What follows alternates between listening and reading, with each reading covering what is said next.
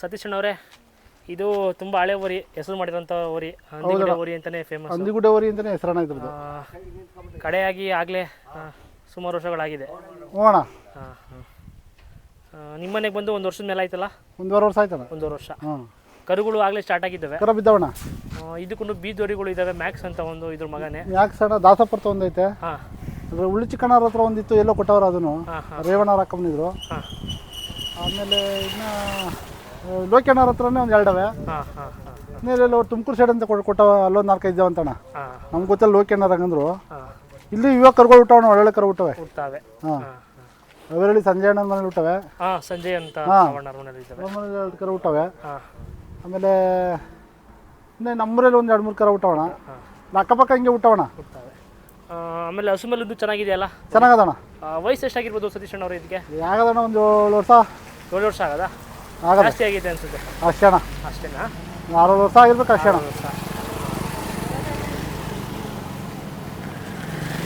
ಇದು ನೀವು ಹಾಕೊಂಡ್ಬಂದಿದ್ದು ಎಲ್ಲಿಂದ ಇದು? ಇದು ಮೇಲ್ಮುತ್ತಿನ ಕೋಟೆ ಮಲೆಸಪ್ಪು ಅಂತ ಇದ್ದಣ್ಣ. ಹಾಂ ಹಾಂ ಹಾಂ. ನಾವೇ ಕೊಡಿಸಿದ್ದು ಲೋಕಿ ತಾವಿಂದ. ಹಾಂ. ಅಲ್ಲಿಂದ ನಾವು ಹಾಕೊಂಬಂದ. ಇದಕ್ಕೂ ಸೇಮ್ ಚಾರ್ಜ್ ಅಲ್ಲ?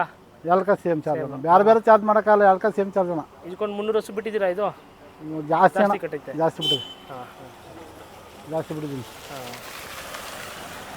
ಏಳುಗಳಿ ಓರಿ ಮಗ್ಳಿಗೆ ತಂದಿದ್ದು, ಕರಿಯನ್ ಮಗಳಿಗೆ. ಹಾಂ, ಅದು ಮಗ್ಳಿಗೆ ತಂದಿದ್ದೋಣ. ಅದೊಂದು ದನ ಜಾಸ್ತಿ ಇದ್ದು. ಹಾಂ. ಅವಾಗ ಅದ್ರ ಮಗ್ಲಿಗೆ ಅಂತ ತಗೊಂಡಿದ್ದೋಣ. ಅದು ಓರಿ ಯಾವ ಓರಿ ಕೊಟ್ಟ ಮೇಲೆ ಹಾಂ ಹಾಂ ಹಾಂ. ಆಮೇಲೆ ಇದೇ ಮಾಡಿಕೊಂಡು ಆಮೇಲೆ ಕರ ತಂದೋಣ. ಹಾಂ. ಎರಡು ಮೇಂಟೈನ್ ಮಾಡ್ಕೊಂಡಿದ್ದೀರಾ. ಹಸುಗಳು ನಿಮ್ಮ ಕಡೆ ಇದಾವಲ್ವ ಈ ಸುತ್ತಲ್ಲಿ? ಅವೇ ಅಣ್ಣ ಬರ್ತವೆ. ಅಕ್ಕಪಕ್ಕ ಇದೆ. ದೂರದಿಂದ ಬರೋ ಕೆಲವು ದೂರದಿಂದ ಟೆಂಪೋದಲ್ಲೆಲ್ಲ ಬರೋದೇ ಮುಕ್ಕಾಲು ಭಾಗ ಟೆಂಪೋದಿಲ್ಲ ಅಣ್ಣ. ಹಾಂ ಹಾಂ ಹಾಂ. ಹಾಕೋಬರ್ತಾರೆ, ಬಿಡ್ತಾರೆ.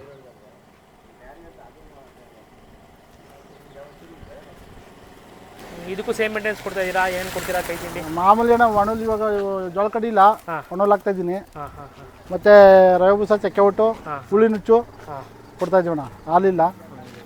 ಇವತ್ತು ಓರಿ ಕತ್ತನ ಭಾಗದಲ್ಲಿ ಎಲ್ಲ ಭಾಗದಲ್ಲೂ ಉದ್ದಪ್ಪನ ಎಲ್ಲ ಸರಿ ಅಣ್ಣ. ಹಾಂ ಹಾಂ ಹಾಂ. ಮೂಗೊಂದು ಸ್ವಲ್ಪ ಹೊರದಾಗಿದ್ದು ಓರಿಗೆ ಸ್ವಲ್ಪ ತುಟಿ ಬಿಡ್ತಾಣ. ಅಯ್ಯ ಅವೆಲ್ಲ ಲೆಕ್ಕಣ. ಇವತ್ತು 4 ತುಟಿ ಬಿಟ್ಟು ಮೂಗು ಹೊರದಾಗಿರೋರ 3 ಲಕ್ಷ 4 ಲಕ್ಷ ಕೊಟ್ಟು ತಗೋಗೋರಣ. ನಾನು ತಂದಿರೋದಣ್ಣ ಅದು 1,25,000. ಓರಿ ಏನಪ್ಪ ಅಂದ್ರೆ ಜಾತಿಲಿ ಇರಬೇಕು, ಜಾತಿ ಇರ್ಬೇಕಣ್ಣ. ಕರ ಬೀಳ್ಬೇಕು. ಹೌದಾ, ಕರು ಬಿಡ್ಬೇಕು. ಜಾತಿಲಿ ಇರಬೇಕು. ತುಟಿ ಬಿಡೋದು ಹೆಚ್ಚಾಗೆ ದುಡ್ಡು ಕೊಟ್ಟು ತಗೊಂಡ್ರೆ ನಾವು ಬೆಲೆ ಅಲ್ಲ ಅಣ್ಣ. ಹೌದು. ಕರ ಬಿದ್ರೆ ಊರಿಗೆ ಬೆಲೆ. ನಿಜ ನಿಜ ನಿಜ. ನಾನು 10 ಲಕ್ಷ ಕೊಟ್ಟು ತಗೊಂಡೋಗಿದ್ದೀನಿ ಅಂದ್ರೆ ಅದಕ್ಕೆ ಬೆಲೆ ಅಲ್ಲ. ಹಾಂ ಹಾಂ ಹಾಂ. ಕರ ಇವತ್ತು ಜನಕ್ಕೆ ಕರ ಬಿಡ್ಬೇಕಣ್ಣ. ಕರ ಬಿಡಬೇಕು. ಅದು 15,000 ರೂಪಾಯಿ ಕರ ಆಗಿರಲಿ, ಓರಿ ಆಗಿರಲಿ, ಕರ ಬಿಡಬೇಕು. ಕರ ನಿಜ. ನೀವು ಹೆಸರು ಮಾಡಿದಂಥ ಓರಿನೇ ತಗೊಬಂದ್ರಿ. ಕರಿಯನ್ನು ಕೂಡ ಹೆಸರು ಮಾಡಿದ್ದು ಎಲ್ಲ ಹೆಸರು ಮಾಡಿದ್ದೇವೆ. ಅಂದ್ರೆ ಆದಷ್ಟು ನಾವು ಹಳೆ ಊರಿಗೆ ಜಾಸ್ತಿ ಜಾಸ್ತಿ ಇದು ಮಾಡೋದು.